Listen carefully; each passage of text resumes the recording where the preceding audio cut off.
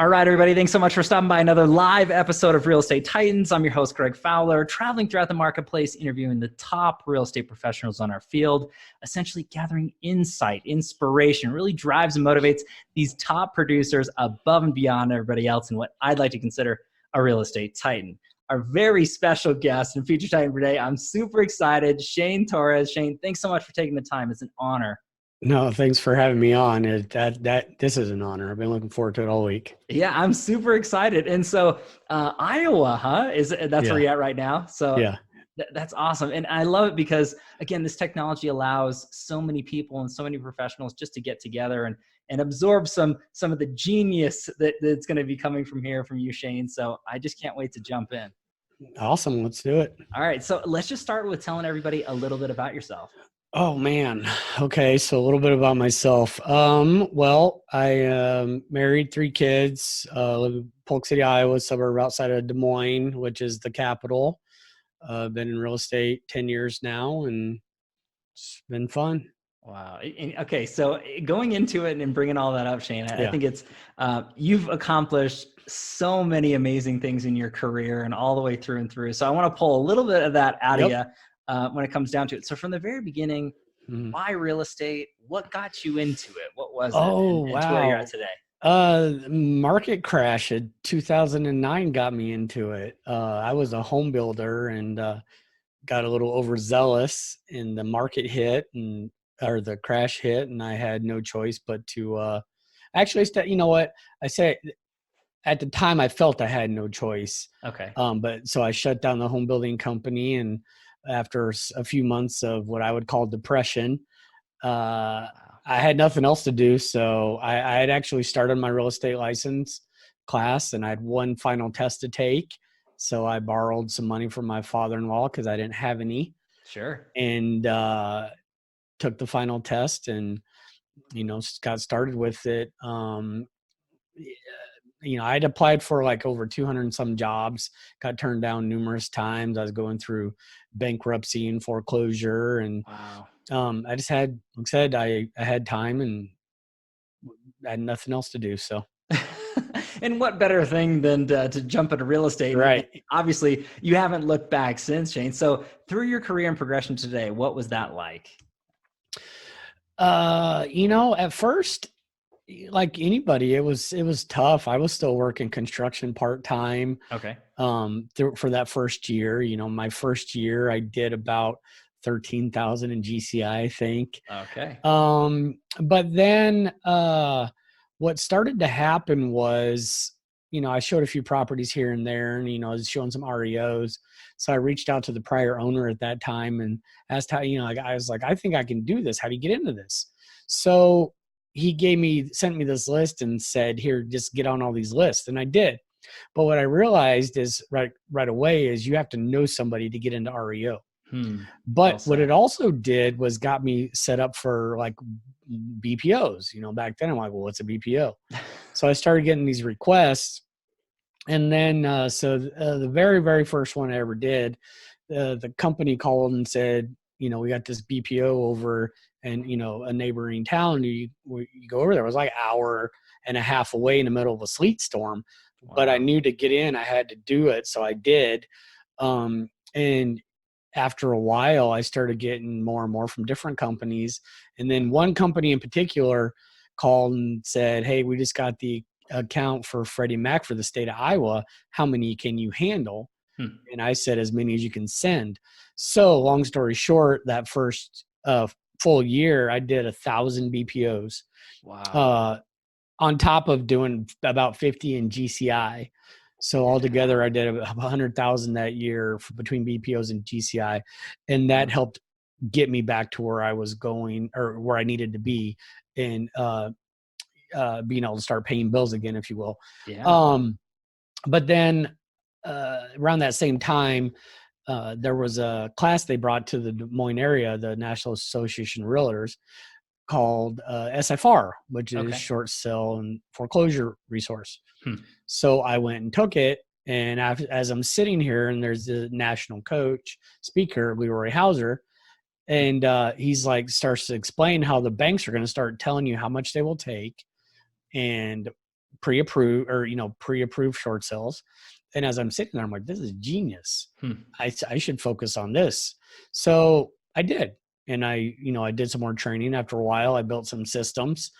And before you knew it, they started coming in, and I was processing anywhere from 50 to 60 at a time by myself. And at one point controlled about 25% of the short sale market in the local area. So that was basically the base of what this is all built on was those short sales. So okay, and obviously a lot of change and things, and adapting to what was going on in the market. So from that point, obviously, to now managing broker, and tell everybody a little bit about that transition. Of that. Yeah. So at the same time as I started to get a little bit more money, I would start to market in my local community, do some mailers here and there. I got heavily involved in the local chamber. I was on the board. I was president for a few years. My kids got older, so I was being seen more. I was sponsoring their sports teams. And then it was just a natural progression, so that it took about 18 months. But after that, we were involved in over 90% of traditional transactions, whether one side or the other, for quite a while. And then as I continued to grow business-wise, I realized that I only have so much time in a day. So then I started looking at how do I leverage my time, assistants, systems, things like that, which is then when I got into opening my first office in that first 2012. And it started out as a team office. But then after a while, I determined that I wanted to help other people. So then I turned it into a full office. And then from there, it's progressed on to where we are now. And eventually myself and my three partners buying out the prior owner. It was November 1st, 2016. And 2016, again, there's some time frame into that, and you guys have had some amazing records and things along those lines. With what you do as far as volume and production, things like that. So there's a lot of information and thought process into it, Shane. So when it comes down to your next step or evolution into it, because you've been in the business, you have a great track record, a beautiful reputation. Talking about the consulting, national speaking, and then obviously bringing up, road to 20 million. So I'd like to share that a little bit with the audience too. Yeah. So like I said, I don't know exactly when in 2012, but after a while, I got to the point with the real estate and the real estate team where I was like, well, I feel like I need to do something more. What's next? So I decided if not one person can handle everything. So why not teach everyone around me to be the best within our company? So that's when I looked into becoming a broker and, turn it into a full office. So while this is happening and all these things, as we continue to grow, and we go from 20 million to 30 million to 40 million as a team, I started to get approached by people outside the market saying, how'd you do it? Would you coach us? Would you, mentor me? And for the longest time, I said no. And so then after traveling to different places and going to different conferences and meeting different people, I started to think, why not? Sure. So, and that's where that was like probably 3 years ago. Wow. And then, I had the bright idea that, well, if people are going to hire me to do these things, I need the credibility. So I'm like, I need to write a book. They need to know that I'm legit. And so I tried to write it myself. That was a horrible idea because I started to type this stuff out myself and I was just rambling and I had I started over like 3 times before I actually had my consultants help me get to where it's at. And finally get it published.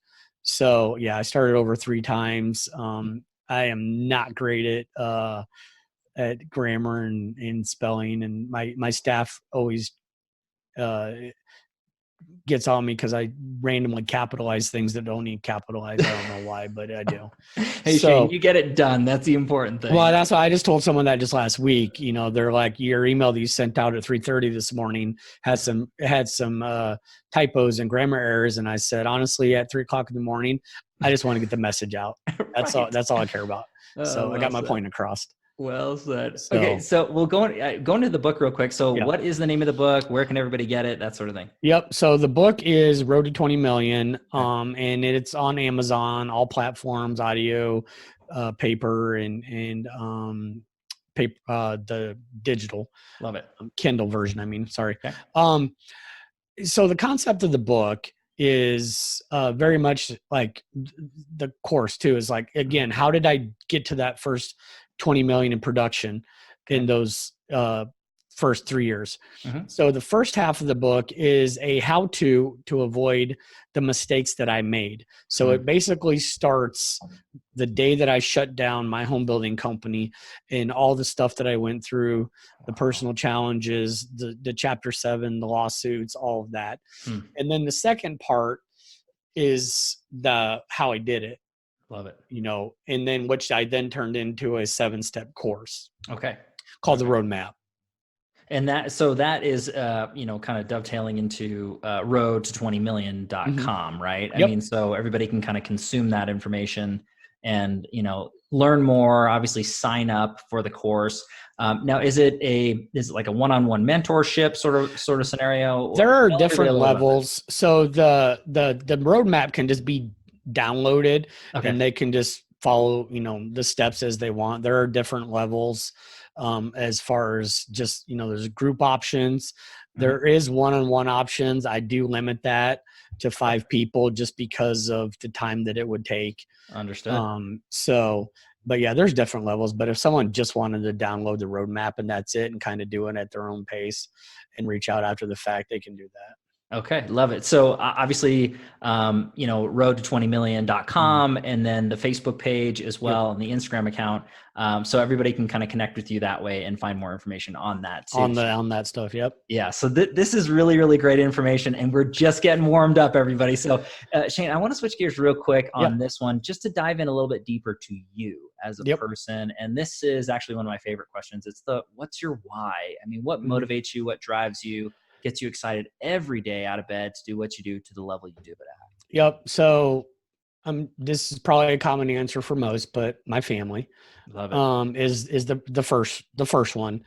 When I was a home builder, my priorities were way jacked up. My philosophy was all about the money. I was never around. I was always gone.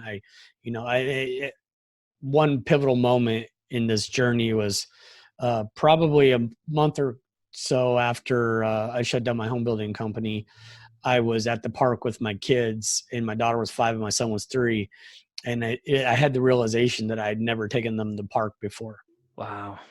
Which is messed up. Yeah. So what all this did, as far as, am I proud of what happened? No, but I'm not ashamed by it either because it led me to where I am now and I've grown from it. But it helped me get my priorities in line. So my family is first and foremost, in all areas. So that's that. And then the next thing is just helping people. So I've learned a lot of lessons in the last 10 years, or even beyond that, but just really in the 10 years since I lost my home building company. Right. And so if I could sum up into what gets me up now and my why is I have what I would call a mission to help everybody obtain that pivotal life balance. And by that, it doesn't mean, everybody's equal in time balance. You got to give and take, but to have a good revenue and a life to enjoy it. Those are my 2. I love that. And I think that having that, the overall balance in thought process, talking about your family and then helping others, something that's above and beyond us, I think is the strongest levels of why. But, so many of us struggle to try to find what does that mean for us? What is our balance? And I think that when people look at it, if they're very focused on one side, they're losing something huge on another, whether it's health, spirituality, relationships on one side and, financial gain on the other. you have to try to find your middle, if that makes any sense. Yeah, it does. And I agree with that 100%. So, you mentioned spiritual. So one of the things I am strong in my faith, Sure. but one of the things that I've tried to do more this year that I felt that I needed to help balance that out is I've actually gotten more involved into my church and doing more and helping more. My wife's always been heavily involved with it. And I help, but not to the level that I would say that I probably needed to. So I've started to do that more. And honestly, it feels good, to be able to help out in that regard. And like I said, whether it be health, family, spirituality, and then, finances, I think they're all correlated. Yes. And like you said, if you focus too much on one instead of the other, you're lacking somewhere. So it's finding a good amount of each. Agreed. And I think that's beautiful. And again, why you've had the success that you've had, Shane, is because you're focusing on these things. Not everybody is, and it might seem common, but it's really not. So I think that's great advice through and through all the way. But so when it comes down to the note of advice, which this is a crowd pleaser for this particular series, and everybody really wants to know what the Titans are doing or have done to grow, to scale their business. And obviously you'd have a huge laundry list of things for people to grow and scale and do and add to their business. But Shane, if you could look back at your career thus far and pick or choose one or two things that you added to your business that took it from one level to the next, what's that look like for you? I'd say the two primary are the first, be intentional about your calendar and time blocking, which then correlates to priorities, because the way I explain it and coach in what I do is I have 3 categories on my time blocking. Okay. Family and friends, personal time comes first, whether it's church, gym, going out with my wife, being with my kids at their games, whatever that might be. That's first. The second thing is the business building things, the calling, the whatever it's different for everybody. Sure. Facebook messages, and then filling in with appointments. So that would be the first thing. Okay. And the second thing would be to systemize all of that, whether it be with assistants or systems, technologies nowadays, you can do a lot of things, just plug and play. We have a combination of both. But the assistants give us time. So what I do at this point in time is I manage systems that manage the people. So those would be my 2 things, is systemization and time blocking. Okay. And brilliant adds into it and huge takeaways. I want to dig a little deeper into that for everybody out there who's watching or listening. And this might be a silly question, Shane. You might get asked this quite a bit, but when you're at that point, when do you know that it's the right time to leverage someone else's knowledge or time or add an assistant, whether it's physical or virtual?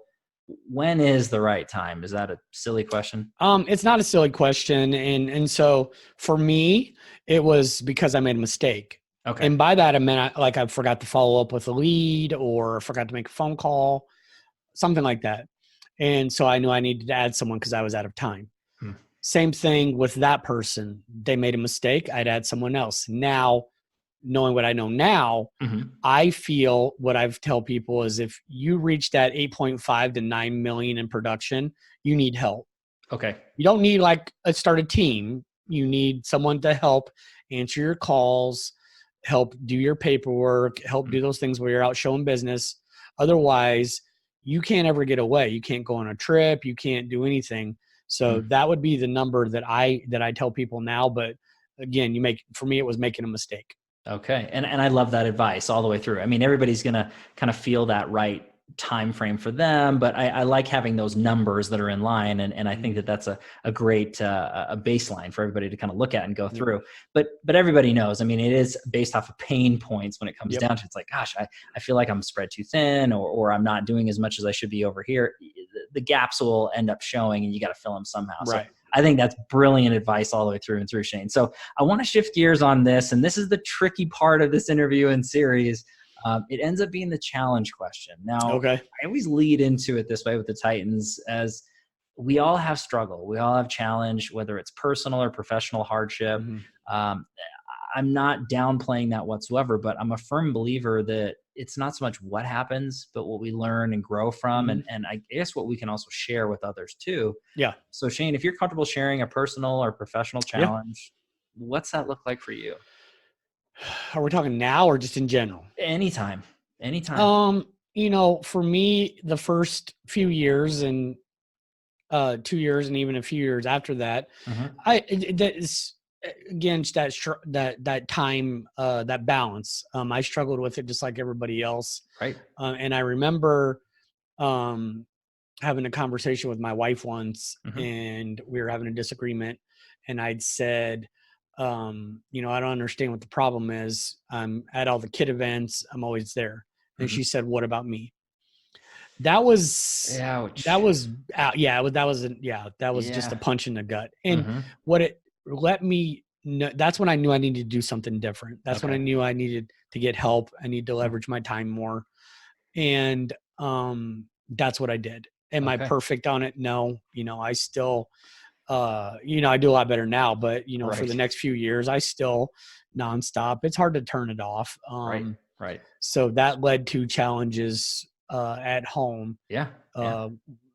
Because I was not practicing at that time what I was preaching. That's tough. And I know that there's so many people who are watching or listening to this, myself included, where we dive so deep into what we're doing and trying to make a difference with so many people and trying to make a positive impact into this world that sometimes we get pulled away from, I don't want to say what really matters, but something that should be very high on everybody's priority is your family. Right. Your wife, your children, your parents, siblings, close relationships like that. So the fact of the matter is that, Shane, I think everybody and anybody who's doing any level of production or really pushing themselves out of their comfort zone has had these conversations. But my takeaway through that, and again, just further reflection on me, hopefully everybody's feeling this too, is you need to just constantly remind yourself, like, hey, they're saying something for a reason. You can fix it, right? Just try to shift some time around. I mean, that's what you've done, and keep going forward, right? Well, and I mean, the thing is around that, as at that time around the same time I went to speak to my daughter's 7th grade class about what I do. Yeah. And at the end of it, they get asked questions. My daughter literally grilled me for 5 minutes why I'm on my phone so much. Wow. And at my son, I try to talk to him, and he shushes me and says, I'm on the phone, I'm working. He was emulating me. These are all happening around the same time. Wow, so Shane. What I found at the time and what I know now is there's always going to be opportunity to make more money. Right. My daughter, I've never missed a dance that she's done, when she was younger. Sure. I've never missed those things, but if I did, they would remember that. They wouldn't remember how much money we made or how much production we did. It'd be that I was gone. Wow. And I didn't want that.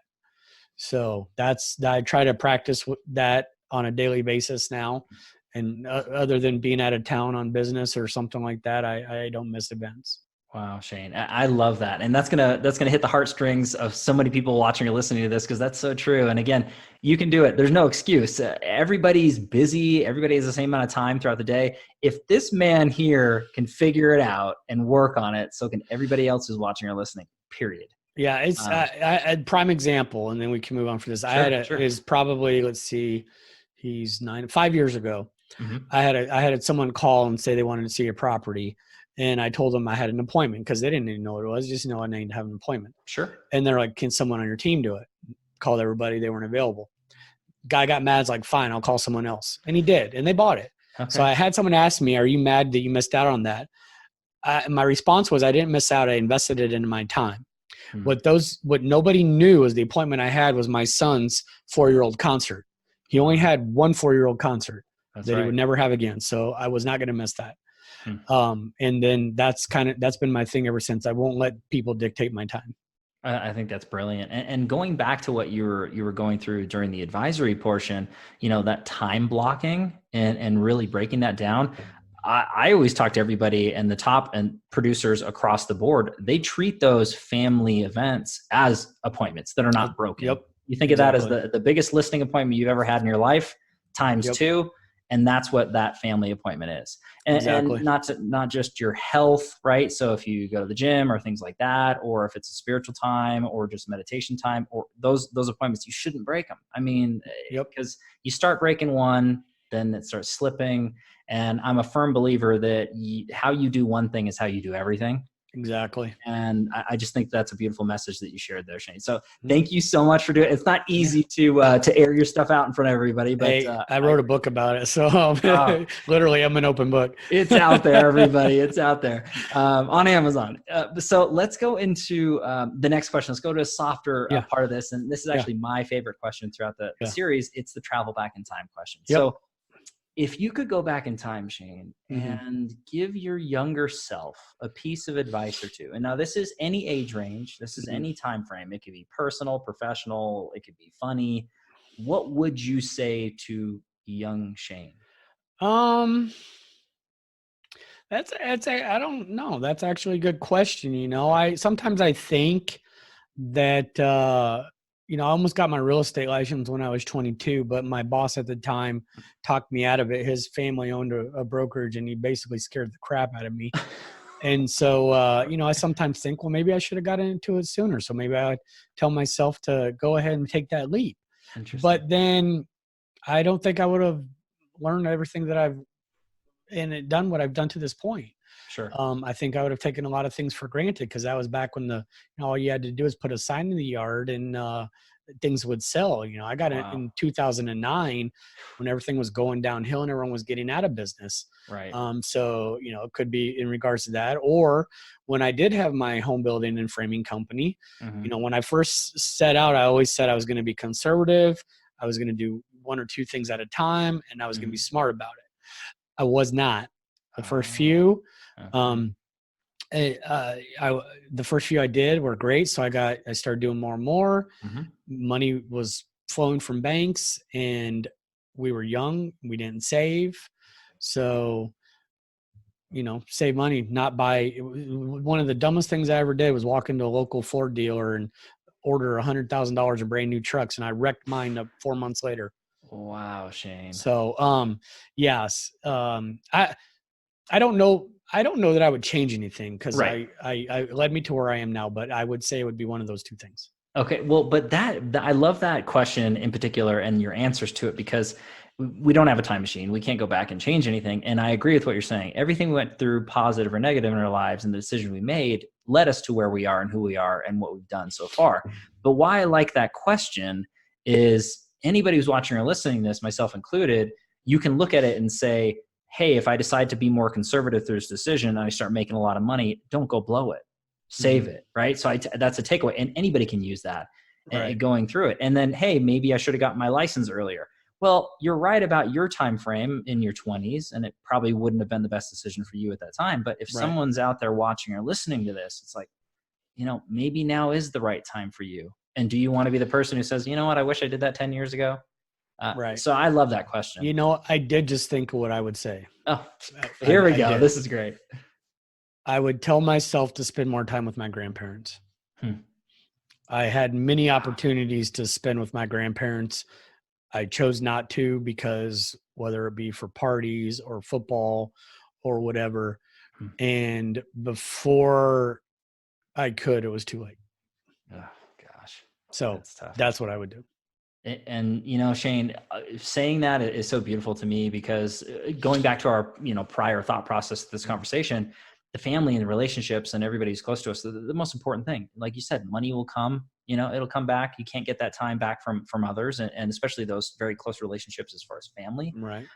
So for me, the takeaways very specific to everybody out there with what we already said, but that family, spend time with your family, listen to what Shane's saying, right? So if he could go back and say, spend more time with your grandparents, spend time with your siblings, spend time with your parents, spend time with your grandparents, your kids, the people you love, you're never going to get that back.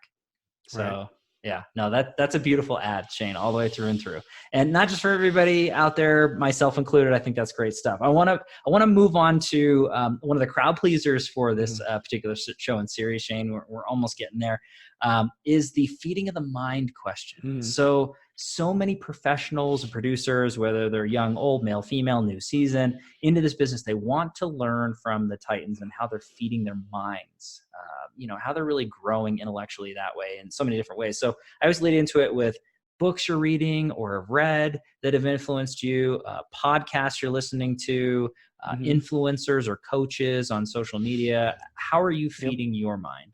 Yep. So, all the above. Okay. I've got books that I just finished one this morning.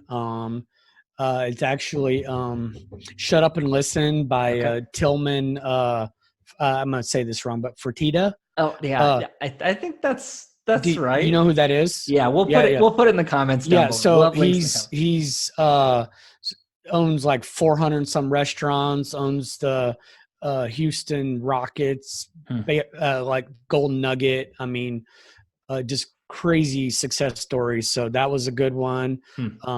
I like Ryan Blair's Rock Bottom to Rockstar. Okay. Anything Grant Cardone, Gary Vaynerchuk. Yeah. Book wise. So there's just a lot of different ones that I listen to. I will go on record and say that I do all ebooks. When I try to read, I fall asleep. So, and I take forever, and it's hard for me to retain unless I listen to it. I do listen to a Bible verse usually every morning. Okay.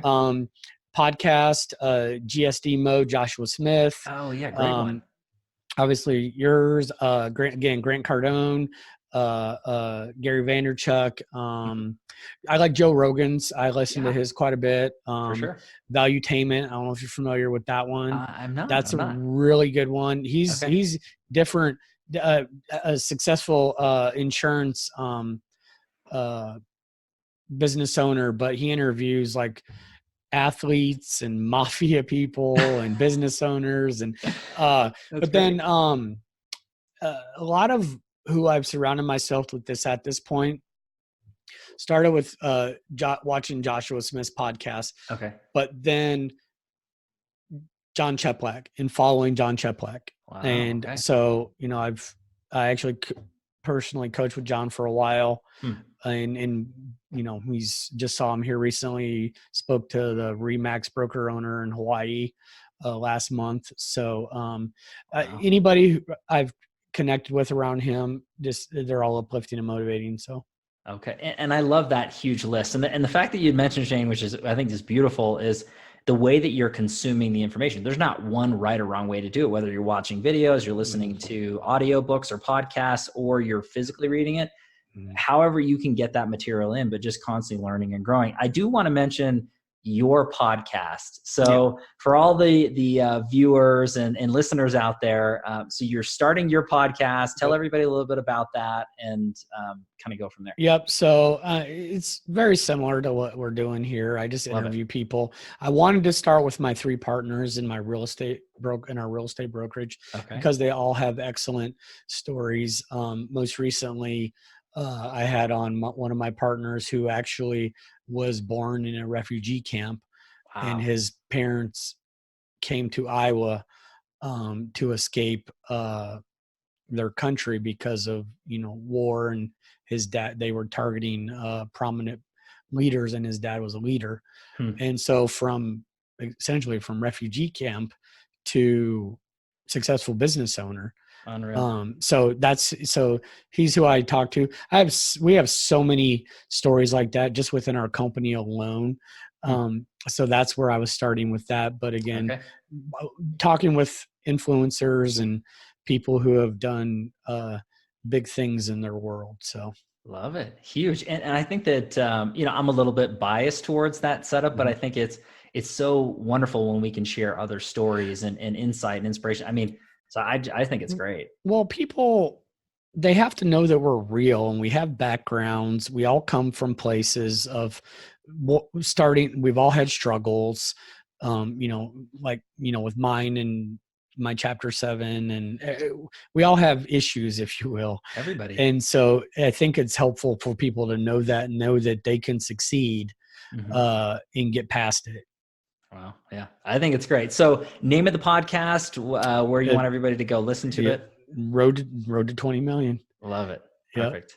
iTunes, Spotify, Google Podcasts? Yeah, it's all of them. Okay. Yeah, it's on all of them. Awesome. Love it. So everybody subscribe to that. Stay tuned into more beautiful information from Shane. Shane, I can't thank you enough for taking the time and doing this. I know you're a super busy guy. No, it's been awesome. I want to wrap everything up with a final question. Yep. This ends up being a quote or mantra that you live by that sums you up as a man, as a professional. What's that look like for you?